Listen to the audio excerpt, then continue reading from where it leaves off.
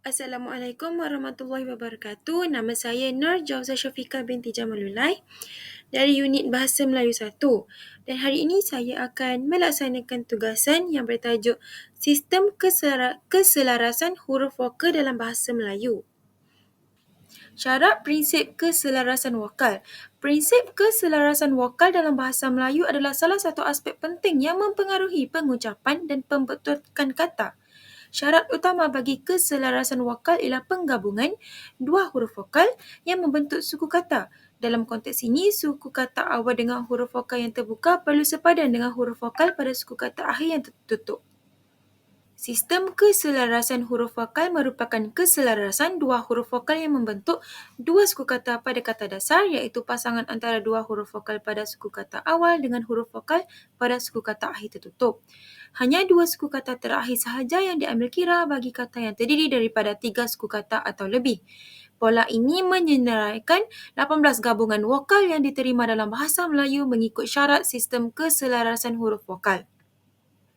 Seterusnya, kita dapat lihat 18 pola keselarasan vokal yang antaranya ialah suku kata pra-akhir A dan suku kata akhir tertutup A yang contoh ejaannya terdapat asah, balak serta halaman.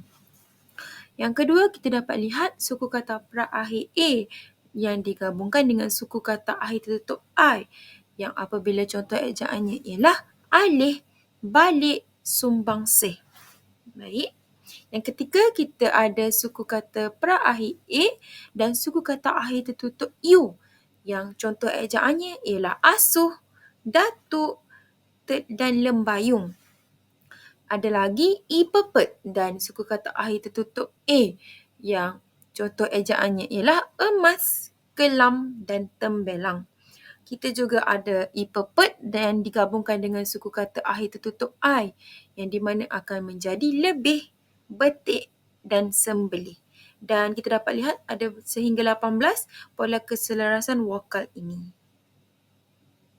Baik, selain 18 pola keselarasan vokal, terdapat kekecualian pola yang melibatkan kata pinjaman yang terdiri daripada bahasa Jawa dan Inggeris.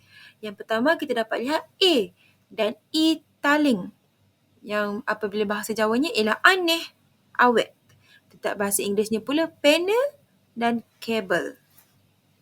Yang kedua, kita ada A berserta O yang di dalam bahasa Jawanya ialah antaranya calon, lakon.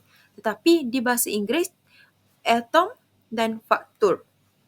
Yang ketiga, kita ada I pepet dan I taling yang di bahasa Jawanya contoh perkataannya gambling, tetapi bahasa Inggerisnya tiada. Yang keempat, kita ada I pepet berserta O. Di bahasa Jawa ialah jempol, tetapi di bahasa Inggeris gabenor.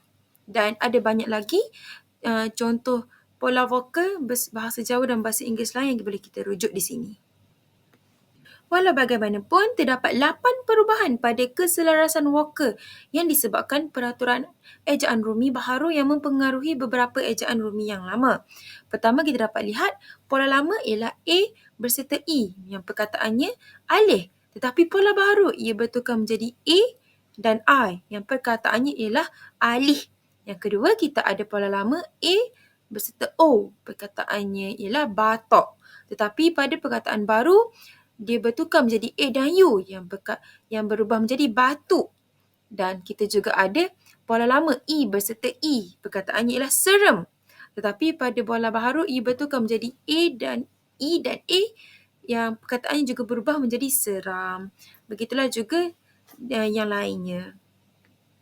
Secara keseluruhannya, sistem keselarasan huruf vokal dalam bahasa Melayu merujuk kepada penggunaan huruf vokal yang konsisten dan harmonis dalam pembentukan suku kata dan perkataan. Keselarasan ini memastikan pengucapan yang jelas dan memudahkan pemahaman.